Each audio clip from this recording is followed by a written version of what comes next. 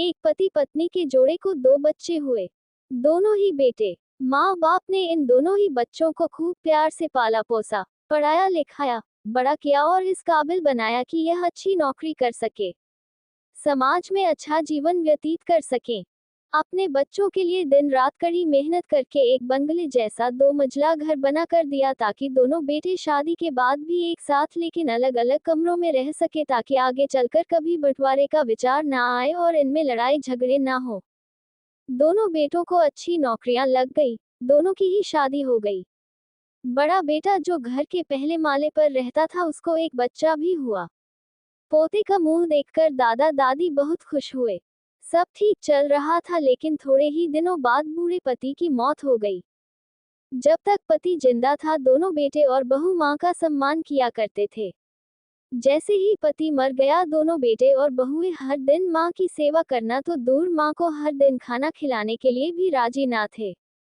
दोनों बेटे और बहुओं ने मीटिंग की और तय किया कि मां को खाना खिलाने की जिम्मेदारी बांट ली जाए, यानी कि 15 दिन बड़ा बेटा और 15 दिन छोटा बेटा मां के खाने की जिम्मेदारी लेगा।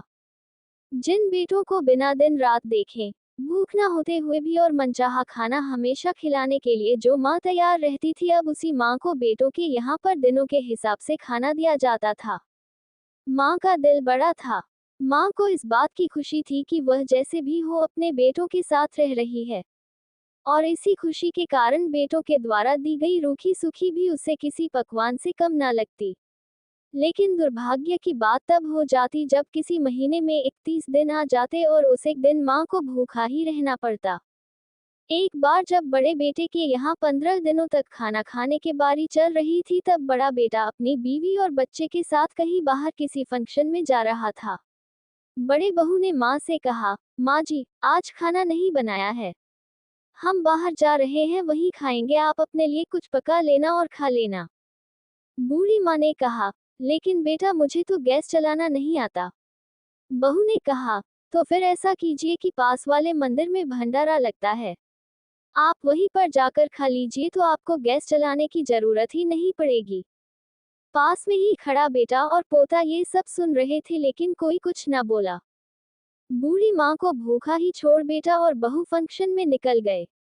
माँ को थोड़ा दुख तो हुआ लेकिन फिर अपने आप को ये सोचकर मना लिया, ठीक ही तो है, कभी कभी बहू को भी घर के काम से आराम मिलना चाहिए, और भगवान का भंडारा खाने का सौभाग्य किस्मत वालों को ही तो मिलता है। माँ खुशी खुशी मंदिर में जाकर भंडारा खाई। कुछ दिन ऐसे ही बीत गए। एक दिन बड़े बेटे को छुट्टी थी। बेटा, बहू और उनका बच्चा अपने घर में साथ में समय बिता रहे थे।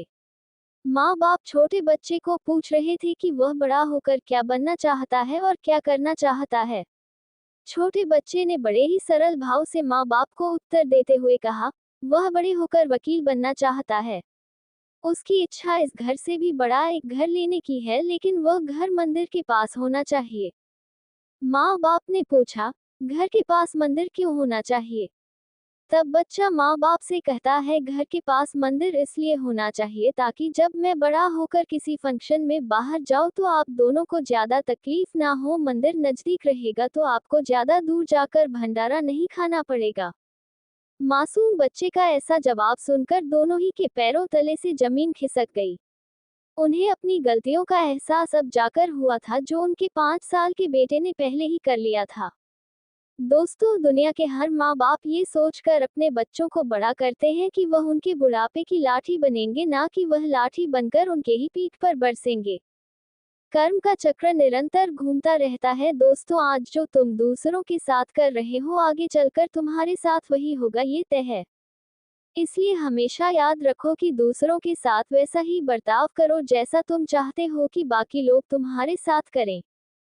मैं जानता हूँ दोस्तों, यह माँ की भावुक करने वाली इस कहानी पढ़कर आप भी भावुक हो गए हैं, लेकिन इस कहानी को लिखने का उद्देश्य आपको भावुक करना नहीं था बल्कि लोगों तक ये संदेश पहुँचाना था कि हमारे भारतवर्ष में जिन माँ बाप को भगवान का रूप कहा गया है उनके साथ आजकल जैसा व्यवहार हो रहा है वह नहीं होना चाहिए। कहानी पूरी सुनने के लिए धन्यवाद। इस कहानी को आप लोगों तक पहुंचाइए, जितना हो सके शेयर कीजिए, और ऐसा करने से अगर कुछ लोग भी अपने बूढ़े माँ बाप के साथ अच्छा व्यवहार करने लगते हैं तो हम अपने आप को सौभाग्यशाली समझेंगे।